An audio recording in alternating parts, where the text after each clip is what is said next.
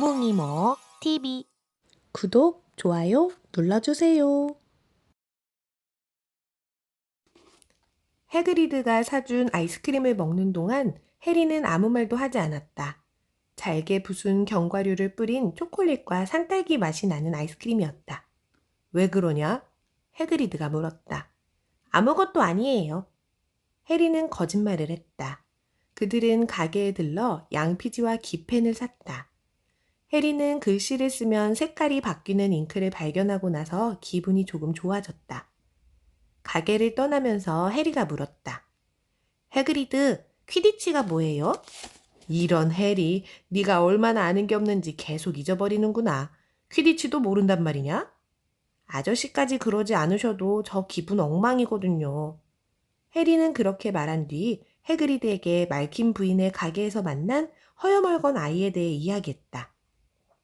그러더니 머글 집안 출신은 입학조차 시켜선 안 된다는 거예요. 넌 머글 집안 출신이 아니야. 그 녀석이 네 정체를 알기만 했어도 부모님이 마법사라면 그 녀석도 어렸을 때부터 네 이름을 들으며 자랐을 거다. 너도 봤잖아. 리키 콜드런에서 어땠는지. 그건 그렇고 그 자식 뭘 안다고 그런 소리를 해? 내가 여태껏 본 최고의 마법사 중에는 조상 대대로 머글인 집안에서 태어나 오직 혼자서만 마법을 할 수 있었던 사람들도 꽤 있다고. 내 엄마를 봐라. 언니라고 하나 있는 게 어떤지 보란 말이야. 아무튼 퀴디치는 뭐예요? 그건 우리가 하는 스포츠야. 마법사들의 스포츠지. 그러니까 먹을 세계의 축구랑 비슷한 거야. 모두가 퀴디치를 보거든. 빗자루를 타고 하늘을 날면서 하는 경기인데 공이 4개 있고 규칙을 설명하는 게 좀 힘드네. 그럼 슬리데린하고 후플푸프는요? 학교 기숙사의 이름이야. 기숙사는 4군데가 있어. 다들 후플푸프 얼간이들이 모여있는 데라고 하지만 그럼 전 틀림없이 후플푸프에 들어가겠네요. 해리가 우울하게 말했다. 슬리데린에 들어가느니 후플푸프가 낫지. 해그리드가 얼굴을 찌푸리며 말했다. 악당이 된 마법사 중에 슬리데린 출신이 아닌 사람은 한 명도 없어. 그 사람도 슬리데린이었고. 아니 죄송해요. 그 사람도 호그와트에 다녔어요? 아주 오래전 일이지만 해그리드가 말했다. 두 사람은 플러리시 앤 블러츠라는 서점에서 해리가 쓸 교과서를 샀다. 그 가게의 책꽂이에는 도로 포장용 돌만큼이나 크고 가죽 장정이 되어 있는 책, 비단 표지의 우표만 한 책, 기묘한 부호로 가득 찬 책, 아무것도 적혀있지 않은 책 등이 천장까지 빼곡히 꽂혀 있었다. 뭔가를 읽는 일이 결코 없는 더들리조차 여기 있는 책들은 갖고 싶어서 난리칠 것이다. 해그리드는 빈딕터스 비리디언 교수가 쓴 저주와 저주 해제, 친구들에게 마법을 걸고 최신 복수 마법들을 적들의 혼을 빼놓으세요. 탈모, 흐느적 다리, 혀묶기, 그 밖에도 아주 많은 저주 마법이 실려 있습니다. 라는 책에 빠져있는 해리를 거의 끌어내다시피 했다. 더들리한테 저주 걸 방법을 찾고 있었단 말이에요. 좋은 생각이 아니라고는 못하겠지만 먹을 세계에서는 아주 특수한 상황이 아니면 마법을 써선 안 돼. 해그리드가 말했다. 게다가 어쨌든 넌 아직 저런 저주 가운데 어떤 것도 쓸 수 없어. 저 정도 수준이 되려면 공부를 아주 많이 해야 되거든. 해그리드는 황금솥도 사지 못하게 했다. 준비물 목록에 백납이라고 적혀 있잖아. 하지만 마법약에 들어가는 재료의 무게를 다는 저울과 접을 수 있는 노스의 망원경은 좋은 것으로 장만했다. 그런 다음 그들은 약재상에 들렀는데 그곳은 상한 달걀과 썩은 양배추를 섞어 놓은 듯한 끔찍한 냄새를 보상하고도 남을 만큼 멋진 곳이었다. 바닥에는 뭔가 끈적끈적한 게 잔뜩 들어있는 커다란 통이 여러 개 있었고 벽을 따라 약초와 말린 뿌리, 밝은색 가루가 들어있는 단지가 줄지어 있었으며 천장에는 깃털 묶음이며 송곳니와 이리저리 얽힌 발톱들을 엮어놓은 줄이 매달려 있었다. 해그리드가 계산대에 있는 남자에게 해리가 쓸 기초 마법약 재료를 부탁하는 동안 정작 해리 본인은 하나에 20일 갈레온이나 하는 은색 유니콘 뿔과 매우 작고 반짝이는 딱정벌레 눈알, 한 국자의 오크넛이었다. 를 자세히 들여다보았다. 해그리드는 약재상을 나와서 해리의 준비물 목록을 다시 확인했다. 이제 마법사 지팡이만 사면 되겠구나. 그래, 네 생일 선물도 아직 안 줬네. 해리는 얼굴이 빨개지는 듯했다. 안 그려셔도 되는데. 안 그래도 된다는 건 나도 알지. 있자냐, 해리. 너에게 동물을 하나 사줄 생각이다. 두꺼비는 별로야. 몇 년 전에 유행이 지났거든. 두꺼비를 데려가면 애들이 웃을 거야. 고양이는 내가 싫고, 고양이 근처에 가면 재채기가 나오거든. 올빼미를 한 마리 사주마. 애들은 다 올빼미나 부엉이를 갖고 싶어 하지. 엄청나게 유용하거든. 편지도 배달해주고 다 해줘. 20분 뒤 그들은 부스럭대는 소리와 보석처럼 빛나며 쉴 새 없이 깜빡이는 눈으로 가득 차 있던 어두운 아일롭스 부엉이 상점을 나섰다. 이제 해리의 손에는 커다란 새 장이 하나 들려있고 그 안에 아름다운 흰 올빼미가 날개죽지 아래 머리를 파묻고 깊이 잠들어 있었다. 해리는 고맙다는 인사를 멈출 수가 없었다. 자꾸만 말을 더듬어서 퀴럴 교수 같은 말투가 되었으니까. 별거 아니라니까. 해그리드가 툴툴대듯 말했다. 더즐린의 인간들한테 선물을 많이 받아보지 못했을 것 같아서 말이야. 이제 올리벤더 씨 가게에만 들리면 되겠다. 마법 지팡이를 사려면 거기 올리벤더 씨네 뿐이지. 거기 가면 최고의 마법 지팡이를 살 수 있단다. 마법 지팡이라. 그거야말로 해리가 정말로 기대하던 물건이었다. 마지막으로 들른 그 가게는 비좁고 허름했다. 문 위에는 금박이 다 벗겨져 가는 글자로 올리벤더, 서기 전 382년부터 훌륭한 지팡이를 만들어 온 사람들이라고 적혀 있었다. 먼지 낀 유리창 안쪽에는 색바랜 보라색 쿠션 위에 마법 지팡이 하나가 놓여 있었다. 두 사람이 들어서자 가게 안쪽 깊은 곳에서 딸랑딸랑 종소리가 났다. 가냘픈 의자 하나를 빼면 아무것도 없는 아주 작은 공간이었다. 해그리드는 그 의자에 앉아 기다렸다. 해리는 아주 엄숙한 도서관에 들어온 것 같은 이상한 기분을 느꼈다.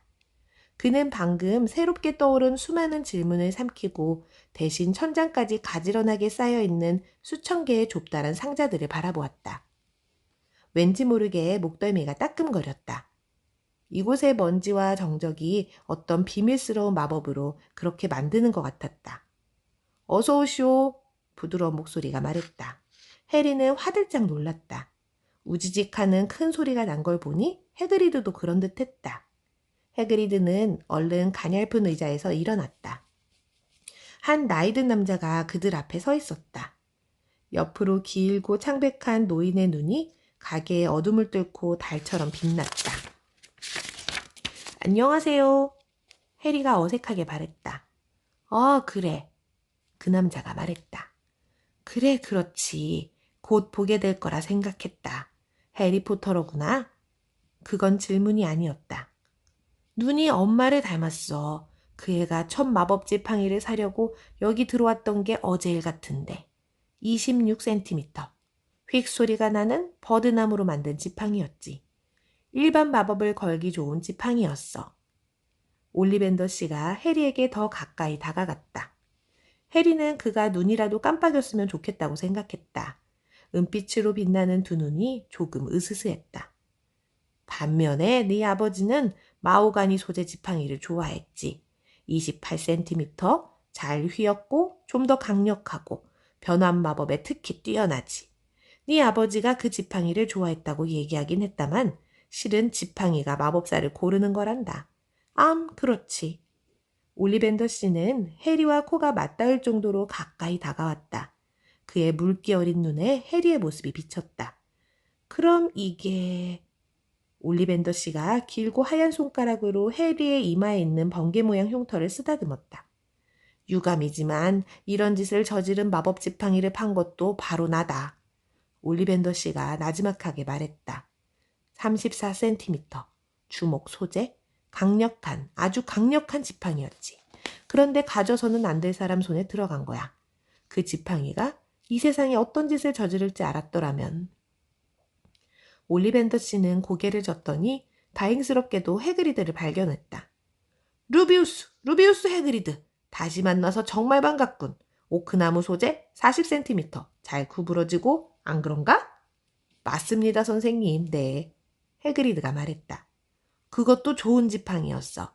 하지만 자네가 퇴학당할 때 학교에서 그 지팡이를 두 동강 냈겠지? 올리벤더 씨가 갑자기 엄격한 말투로 말했다. 아, 네, 그랬습니다. 네. 해그리드가 당황해서 발을 바닥에 대고 이리저리 움직이며 말했다. 그래도 조각은 아직 가지고 있어요. 해그리드가 밝은 목소리로 덧붙였다. 그런데 그걸 사용하는 건 아니겠지? 올리벤더 씨가 날카롭게 물었다. 아이고, 그럼요, 선생님. 해그리드가 재빨리 말했다. 해리는 그가 그렇게 말하면서 분홍색 우산을 꽉 쥐는 것을 보았다. 올리벤더 씨가 꿰뚫을 듯한 시선으로 해그리드를 바라보며 말했다. 그럼 포터군 어디 한번 보자. 올리벤더 씨는 주머니에서 은색 표시가 되어 있는 기다란 줄자를 꺼냈다. 지팡이 잡는 손은 어느 쪽이지? 글쎄요. 오른손잡이긴 한데. 해리가 말했다. 팔 한 벌 뻗어봐라. 그래, 됐다. 올리벤더 씨는 해리의 어깨부터 손가락까지, 그 다음에는 손목에서 팔꿈치까지, 어깨에서 바닥까지, 무릎에서 겨드랑이까지 재고 머리 둘레도 쟀다. 치수를 재면서 올리벤더 씨가 말했다. 올리벤더에서 만든 마법 지팡이 속에는 하나같이 강력한 마법 물질이 들어가 있단다, 포터군. 우리는 유니콘 털, 불사조 꼬리깃, 용의 심장 근육을 사용하지. 올리벤더 지팡이 중에는 같은 게 하나도 없어. 똑같은 유니콘이나 용, 불사조가 없는 것과 마찬가지다. 그리고 당연한 얘기지만 다른 마법사의 지팡이로는 자신의 지팡이를 사용할 때만큼 좋은 결과를 낼 수가 없지. 해리는 문득 콧구멍 사이를 재고 있던 줄자가 그 일을 혼자 알아서 하고 있다는 사실을 깨달았다. 올리벤더 씨는 선반 주위를 돌아다니며 상자들을 꺼내고 있었다. 자, 이제 됐다. 올리벤더 씨가 말하자 줄자는 바닥에 떨어져서 아무렇게나 뭉쳐졌다. 자, 그럼 포터군, 이걸 한번 써보렴. 너도밤나무 소재에 용의 심장 근육을 넣은 거다. 23cm짜리지. 다루기 좋고 유연하단다. 그냥 집어들고 한번 흔들어봐라. 해리는 마법 지팡이를 받아들고 살짝 흔들어봤지만 그러기 무섭게 올리벤더 씨가 해리의 손에서 지팡이를 낚아챘다. 이건 단풍나무 소재의 불사조 깃털이다. 18cm. 상당히 탄력이 좋지. 어디... 해리는 그 지팡이를 시험해보려 했지만 채 들어 올리기도 전에 올리벤더 씨가 도로 낚아채버렸다. 아니야. 여기 흑단 소재의 유니콘 털이다. 22cm 탄력 있는 재질이지. 자, 어서 휘둘러 보거라. 해리는 계속 휘둘렀다. 대체 올리벤더 씨가 무엇을 기다리는 건지 알 수가 없었다. 해리가 휘둘러 본 지팡이들이 갸냘픈 의자 위에 점점 높이 쌓여만 갔다. 그러나 올리벤더 씨는 선반에서 지팡이를 꺼내올수록 점점 더 기분이 좋아지는 것 같았다. 까다로운 손님이다 이거지? 걱정할 거 없다. 여기 어디에 너와 완벽하게 어울리는 마법 지팡이가 있을 테니까. 어디 이건? 그래 좋지. 드문 조합이긴 하다만 호랑 가시나무 소재의 불사조 깃털 28cm. 다루기 쉽고 낭창낭창하단다. 해리는 지팡이를 받아들었다. 갑자기 손가락에 온기가 느껴졌다. 해리는 지팡이를 머리 위로 들어 올렸다가 휙 하고 먼지투성이 공기를 갈랐다. 그러자 지팡이 끝에서 붉은색과 황금색 붉은 물결이 폭죽처럼 쏟아져 나와 춤추는 빛의 조각들을 벽에 흩뿌렸다. 해그리드가 와 하고 함성을 지르며 손뼉을 쳤고 올리벤더 씨도 소리쳤다. 브라보! 그래 이거지. 좋아 아주 좋아. 자, 이거 참 신기한 일이군. 이렇게 기이한 일이? 올리벤더 씨는 해리의 마법 지팡이를 다시 상자에 넣고 갈색 포장지로 싸면서 끊임없이 중얼거렸다. 신기해, 정말 신기해. 죄송한데 뭐가 신기해요? 올리벤더 씨는 창백한 시선으로 해리를 뚫어지게 바라보았다. 나는 여태껏 팔았던 지팡이를 모두 기억한단다. 하나하나 전부 다. 우연하게도 네 지팡이에 들어있는 깃털을 준 불사조가 또 하나의 깃털을 내주었지. 딱 하나. 네가 이 마법 지팡이를 갖게 될 운명이라는 게 정말 신기한 까닭은 이 지팡이의 형제가 그러니까 이 지팡이의 형제가 너의 그 흉터를 만든 지팡이이기 때문이다. 해리는 침을 삼켰다. 그래, 34cm 주목 소재. 어떻게 이런 일이 일어났는지 정말 신기하단 말이야. 마법사가 지팡이를 고르는 게 아니라 지팡이가 마법사를 고른다는 거 기억하지? 네가 뭔가 엄청난 일을 해낼 거라고 기대해야 할 것 같다, 포터군.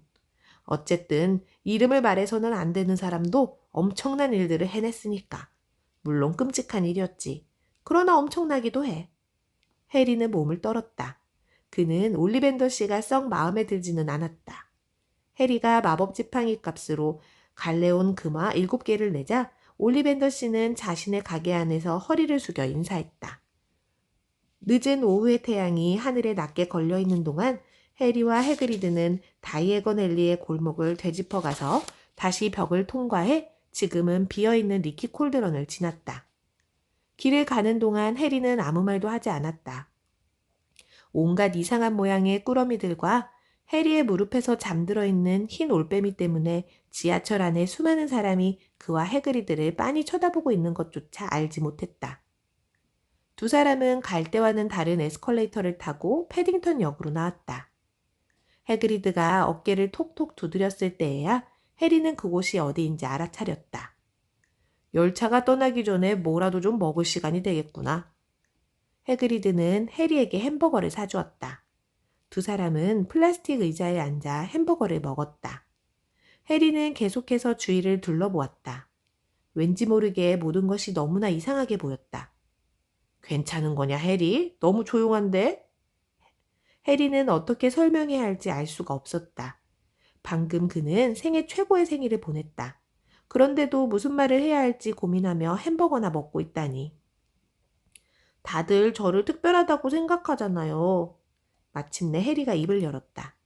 리키 콜드런에 있던 사람들도 그렇고 퀴럴 교수님도 올리벤더 씨도 그렇고 하지만 저는 마법이라고는 하나도 몰라요. 어떻게 제가 엄청난 일을 해낼 거라고 생각할 수 있죠? 저는 유명하면서도 왜 유명해졌는지조차 기억이 안 나는데요. 죄송해요. 그러니까 부모님이 돌아가셨던 그날 밤에 무슨 일이 일어났는지 전혀 모른다고요. 해그리드가 거친 턱수염과 눈썹 아래로 아주 상냥한 미소를 짓자 탁자 너머로 몸을 기울였다. 걱정 마라, 해리. 너라면 금방 배울 거야. 호그와트에서는 모두가 처음 시작하니까 괜찮을 거다. 그냥 평소처럼 하면 돼. 어려운 일인 거는 안다. 넌 독특한 아이니까. 그런 건 언제나 힘들 수 있지. 하지만 호그와트에서 멋진 시간을 보내게 될 거야. 나도 그랬거든. 사실은 지금도 그렇고. 해그리드는 해리를 더즐린의 집으로 돌아가는 열차에 태운 뒤 봉투 하나를 건넸다. 자, 호그와트로 가는 기차표다. 9월 1일 킹스크로스역이야. 표에 다 적혀 있어. 더즐린에 하고 뭔가 문제가 생기면 네 올빼미로 나한테 편지를 보내라. 그 녀석은 내가 어디 있는지 알 거야. 곧 보자, 해리. 열차가 역을 빠져나갔다. 해리는 해그리드가 더 이상 보이지 않게 될 때까지 그를 지켜보고 싶었다. 자리에서 몸을 일으켜 창에다 코를 바짝 갖다 댔지만 눈을 깜빡인 다음 순간 해그리드는 사라지고 없었다.